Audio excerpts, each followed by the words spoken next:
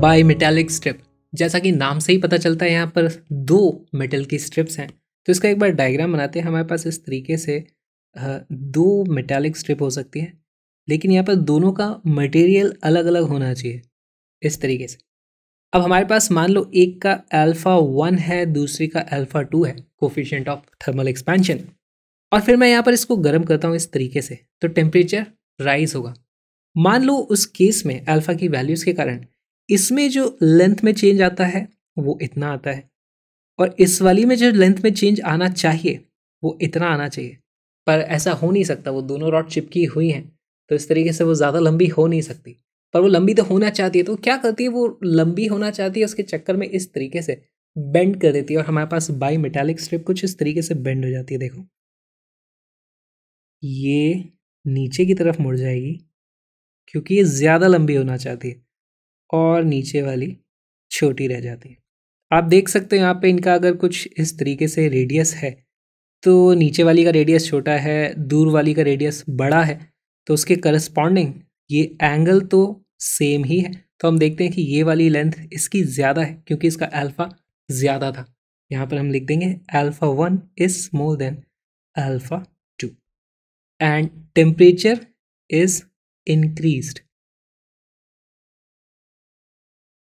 इसका उल्टा भी पॉसिबल है। क्या पॉसिबल है कि अगर हम टेम्परेचर कम कर दें, इसको गर्म करने की जगह, मान लो वेदर के चेंज के कारण ये ठंडी हो गई, उस केस में ये वाली जो रॉड है अब वो श्रिंक भी ज़्यादा होना चाहिए, ज़्यादा छोटी होने की कोशिश करेगी, और ये वाली इतनी ही श्रिंक होगी। उस केस में हम देखते हैं कि ये ऊपर की तरफ इस तरीके से मुड़ जाती है। तो हमारे पास दोनों ही केसेस हो सकते हैं, वो ऊपर भी मुड़ सकती है या नीचे भी मुड़ सकती है। यहाँ पर भी हम लिखेंगे alpha 1 is more than alpha 2 but temperature is decreased. तो समझ में तो कॉन्सेप्ट आ गया, लेकिन इसमें क्वेश्चंस किस तरीके के आ सकते हैं? बहुत ही सिंपल, एक ही तरीके के क्वेश्चन यहाँ पे पूछे जा सकते हैं आपसे कि ये जो मुड़ गई है उसका कुछ रेडियस ऑफ कर्वेचर होगा। वो रेडियस ऑफ कर्वेचर किस तरीके से हम कैलकुलेट कर सकते हैं? बहुत ही सिंपल सी इसकी कैलकुलेशन है, आओ देखते हैं। हम मानकर चलेंगे कि हमारे पास दो रॉड्स इस तरीके से थी, दोनों की ही लेंथ थी L0 और इसकी भी है L0, दोनों की सेम लेंथ है, लेकिन इसका है अल्फा 1, इस वाली का है अल्फा 2। हम मान के चल रहे हैं alpha 1 is more than alpha 2, तो अब ये इस तरीके से बेंड होने की कोशिश करेगी अगर मैं इसका टेम्परेचर बढ़ाता हूँ। तो जब टेम्परेचर बढ़ने के बाद इसका डायग्राम बनेगा, अभी वो बना लेते हैं। हमारे पास ऊपर वाली में इस तरीके से कुछ कर्वेचर आएगा और नीचे वाली भी कुछ ऐसी होगी। अच्छी बहुत ही पतली सी स्ट्रिप होती है, लेकिन हमें कैलकुलेशंस करनी है, वो समझ में नहीं आएगी, इसलिए मैंने उन सबको थोड़ा थोड़ा चौड़ा बनाया है। यहाँ पर देखो हमारे पास इस तरीके से कुछ एंगल थीटा होगा। क्या हमें यहाँ पर रॉड की ओरिजिनल लेंथ पता है L0, लेकिन हमें और एक डायमेंशन की ज़रूरत पड़ेगी कि इस स्ट्रिप की थिकनेस कितनी है, टोटल स्ट्रिप की, या फिर इंडिविजुअल स्ट्रिप्स की भी थिकनेस कितनी है। तो इस क्वेश्चन में, या फिर हमें जो भी यूजुअली क्वेश्चंस करनी होती है, उसमें मान लो कि ये सभी जो थिकनेस है दोनों की ही, इसकी थिकनेस और इसकी थिकनेस, दोनों ही थिकनेस है T एंड T। अब यहाँ पर और एक चीज़ देखो, यहाँ पर मीन रेडियस किसको बोला जाएगा? रेडियस ऑफ कर्वेचर अगर हमें पता करना है तो रेडियस ऑफ कर्वेचर कौन सा होगा?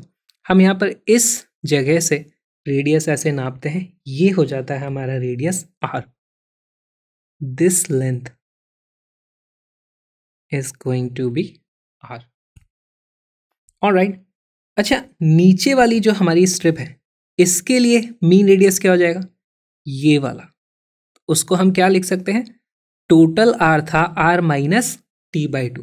इसी तरीके से ऊपर वाली के लिए जो रेडियस हो जाएगा वो हो जाएगा R प्लस T/2। इसके लिए मीन रेडियस हो जाता है यहाँ पर, देखो ये वाला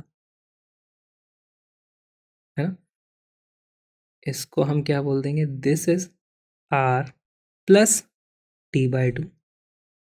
और ये जो ब्लू वाला होगा यहाँ कहीं पे आएगा मीन रेडियस, ये हो जाएगा R माइनस T/2। और यहाँ पर हम देख सकते हैं दोनों का हमारे पास जो एक्सपेंशन हुआ होगा L0 से वो बढ़ गई होंगी। ऑलराइट, क्या मैं बता सकता हूं कि इस लाल वाली रॉड की जो एक्चुअल लेंथ है अभी वो कितनी है? वो है उसका रेडियस इनटू ये वाला एंगल थीटा, है ना। आर्क लेंथ क्या होती है? R times angle, R times theta. तो हम लिख सकते हैं R plus T by two multiplied by theta. ये तो हो गई हमारी ये वाली लेंथ, और ये लेंथ किसके बराबर होनी चाहिए? देखो, ओरिजिनल लेंथ थी L0, L0 को हमने इंक्रीज किया, टेम्परेचर से बढ़ा दिया ना, 1 प्लस अल्फा 1 डेल्टा टी, तो वही हमारी इसके बराबर है। तो यहाँ पर मैं इसी को इक्वेट कर देता हूँ, ये हो जाएगा L0 into 1 plus alpha 1 delta T. Similarly अब नीचे वाली रॉड के लिए कैलकुलेशन करो। इनिशियली उसकी लेंथ थी L0, L0 से बढ़ के वो कितनी हो गई? वो हो गई L0 into 1 plus alpha 2 delta T. और यही वैल्यू किसके बराबर होगी? इसकी जो बड़ी हुई लेंथ है वो ये वाली लेंथ हो जाएगी, जो हो जाती है R minus T by two times theta. R minus T by two times theta. ये हमारी इक्वेशन नंबर 2, ये है हमारी इक्वेशन नंबर 1। अगर मैं इन दोनों को डिवाइड कर दूं तो हमारे को फटाक से रिलेशन मिल जाएगा, और ये L0 से L0 भी कैंसिल हो जाएगा, थीटा से थीटा भी कैंसिल हो जाएगा। दोनों को चलो डिवाइड कर लेते हैं। 1 डिवाइडेड बाई 2, उससे मुझे मिलता है R plus T by two upon R minus T by two is equal to 1 plus alpha 1 delta T upon 1 plus alpha 2 delta T. देखो, यहाँ पर हमें सिर्फ आर की वैल्यू पता करनी है, हमें टी पता होगा, हमें अल्फा 1 पता होगा, हमें डेल्टा टी पता होगा, तभी जाकर के हम आर की वैल्यू कैलकुलेट यहाँ से कर सकते हैं। अब देखो, यहाँ पर इसको दूसरी तरफ ले जाओ, इसको इस तरफ लेके आ जाओ, तो हमें फिर मल्टीप्लाई करना पड़ेगा। तो देखो, मैं मल्टीप्लाई करता हूँ, इसको इससे मल्टीप्लाई करूँगा तो हमारे पास आ जाएगा R plus R alpha 2 delta T plus T by two plus T by two alpha 2 delta T is equal to, इससे मल्टीप्लाई करो, इसको पहले इससे करेंगे, फिर इसी को इससे करेंगे, फिर इसको इससे करेंगे, फिर इसको इससे करेंगे, 4 टर्म्स आने वाली है। यहाँ पर हो जाएगा R plus R alpha 1 delta T minus T by two minus T by two alpha 1 delta T. यहाँ तक सारी कैलकुलेशंस हम सही कर रहे हैं, और अब ज़रूरत पड़ेगी हमें एक अप्रॉक्सीमेशन करने की। क्या अप्रॉक्सीमेशन करोगे? देखो, अल्फा की वैल्यू बहुत छोटी होती है और टी की वैल्यू भी बहुत छोटी होती है आर के कंपैरिजन में, तो इसको, इन दोनों का जो प्रोडक्ट है उसको हमें इग्नोर करना पड़ेगा। इसको हम मान लेते हैं दिस अप्रोचेस टू ज़ीरो, और सिमिलरली यहाँ पर इन दोनों का जो प्रोडक्ट है उसको हम ऑलमोस्ट ज़ीरो मान लेंगे। दूसरी चीज़ हम देखते हैं, आर से आर इस तरीके से कैंसिल आउट हो जाता है, तो हमारे पास वैल्यू बच जाती है टी। देखो, दोनों तरफ यहाँ पे टी बाई टू था या माइनस टी बाई टू, दोनों को इस तरफ लेंगे तो एक तरफ बचता है हमारे पास T is equal to R alpha 1 minus alpha 2 delta T. और यहीं से हमारे पास फॉर्मूला आ जाएगा, radius of curvature is equal to T divided by alpha 1 minus alpha 2 delta T. यही हमारा फॉर्मूला है। इसको आपको याद कर लेना चाहिए, फॉर्मूला डायरेक्टली बहुत जगह यूज़ हो जाता है। अब इसकी फील लेने की कोशिश करते हैं। पहली बात तो एक सोचो क्वेश्चन कि मान लो हमारे अल्फा 1 की वैल्यू बहुत ज़्यादा है 50, और अल्फा 2 की वैल्यू है 0। उस केस में क्या होगा कि जब थर्मल एक्सपेंशन होगा तो अल्फा 2 मतलब इसमें कोई चेंज नहीं होगा, और अल्फा 1 में बहुत ज़्यादा चेंज हो जाएगा, यानी कि रेडियस ऑफ कर्वेचर बहुत छोटा होना चाहिए उसका, इसमें ये बहुत ज़्यादा मुड़ जाएगी, है ना। Feel I? नीचे वाली लेंथ हमारी बढ़ नहीं रही है, ये वाली लेंथ बहुत ज़्यादा बढ़ गई है, लेकिन दोनों अलग अलग नहीं हो सकते, तो बहुत ज़्यादा वो इस तरीके से मुड़ जाएगी। करके देखो, अल्फा 1 की वैल्यू कुछ बड़ी रख दो, इसकी वैल्यू 0 रख दो, तो हमारे पास आर की वैल्यू एक्चुअली यहाँ पर नीचे वैल्यू बढ़ जाएगी, आर की वैल्यू कम हो जाएगी। एक और केस समझते हैं। मान लो हमारा alpha 1 is equal to alpha 2 है। उस केस में क्या होगा? दोनों का ही एक्सपेंशन बराबर होगा, क्योंकि दोनों की इनिशियल लेंथ भी बराबर थी। तो उस केस में दोनों बराबरी से बढ़ती चली जाएंगी, उसका कुछ इस तरीके से बेंडिंग ही नहीं होगी, वहाँ पे वो मुड़ेगी ही नहीं। जब वो मुड़ेगी नहीं तो इसका मतलब हम बोल सकते हैं उसका रेडियस ऑफ कर्वेचर इनफाइनाइट पे है या फिर नॉट डिफाइंड। यहाँ पर रखो α1 इज इक्वल टू α2 रखोगे तो क्या होगा, यहाँ पर अगेन ये बहुत छोटी वैल्यू या फिर जीरो आ जाएगा, उस केस में आर की वैल्यू आप इनफाइनाइट या फिर नॉट डिफाइंड बोल सकते हो। तो इस तरीके से हमें फॉर्मूले की फील भी लेनी चाहिए ताकि आप बड़ी आसानी से इसे देख सको।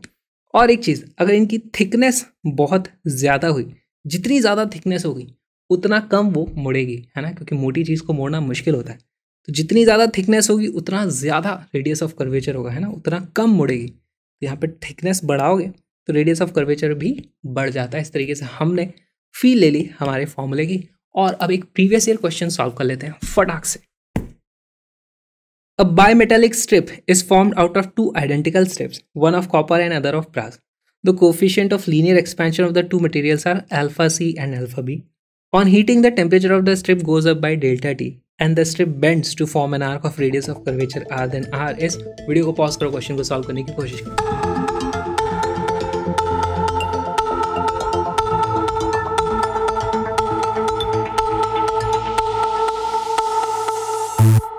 ये एक डायरेक्ट फॉर्मूला बेस्ड क्वेश्चन है और इसके करेक्ट आंसर है बी एंड डी। दो आंसर करेक्ट है इसके। देखो कैसे है, हमारे पास जो फॉर्मूला है, हमारे पास आर की वैल्यू क्या हो जाती है, T upon alpha A minus alpha B delta T, correct. तो हमारे पास कौन सा जाता है, proportional to no, inversely proportional to delta T, correct, and proportional to difference of हमारी जो अल्फा है, inversely proportional to difference of the thermal expansion का जो भी कोफिशिएंट होता है। तो यही हमें बस आंसर आना था। ये है हमारी बाई मेटालिक स्ट्रिप। ये बाई मेटालिक स्ट्रिप नहीं है, ये सिगरेट के उसके अंदर आता है एक रैपर कागज। कहाँ से मिला प्लीज़ मत पूछना। इसको मैं गर्म करूँगा, इसमें एक तरफ मेटल चिपकी हुई, एक तरफ कागज़ है, अलग अलग एक्सपेंशन होगा, ये भी कर्ल होनी चाहिए। किस तरफ टर्न होगी गेस करो, ऊपर कागज़ है नीचे मेटल है, किस तरफ टर्न होगी।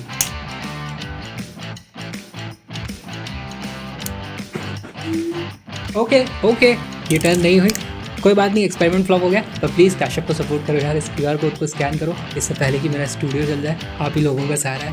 हम मिलेंगे अगले वीडियो में।